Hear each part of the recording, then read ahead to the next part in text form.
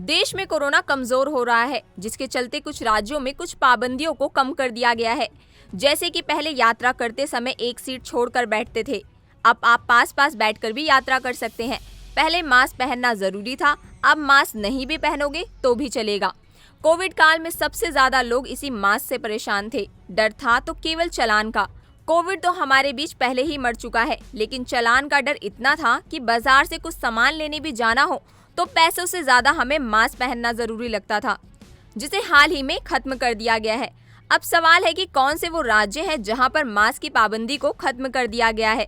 तो आपको बता दें कि दिल्ली की डीडीएमए और महाराष्ट्र ने फैसला लिया है कि अब मास्क पहनना जरूरी नहीं है, लेकिन कुछ जगहों पर आज भी मास्क पहनना जाएगा। तो चलिए सबसे पहले दिल्ली में जान लीजिए कि मास्क कहां पहनना अनिवार्य है और कहां नहीं। दिल्ली में कोरोना से बचाव के लिए अब फेस मास्क नहीं पहनने पर ना तो चालान होगा और ना ही जुर्माना भरना होगा, लेकिन भीड़ भाड़ वाली जगहों पर मास्क पहनने के लिए डीडीएमए एडवाइजरी जारी कर सकता है। आपको बता दें कि ये फैसला दिल्ली आपदा प्रबंधन प्राधिकरण यानी कि डीडीएमए की समीक्षा बैठक में लिया गया। फिलहाल देश की राजधानी दिल्ली में मास्क नहीं पहनने पर 500 रुपए के जुर्माने का प्रावधान है, जिसे अब खत्म करने का फैसला लिया गया है। इससे पहले दिल्ली में मास्क नहीं पहनने पर 2000 रुपए के जुर्माने का प्रावधान था। चलिए अब महाराष्ट्र में भी जान लीजिए कि मास्क कहां पहनना अनिवार्य है और कहां नहीं।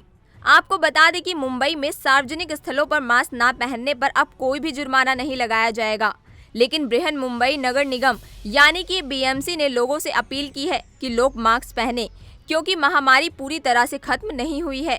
मुंबई में कोविड केस नियंत्रण में है, इस वजह से प्रतिबंधों में ढील दी जा रही है।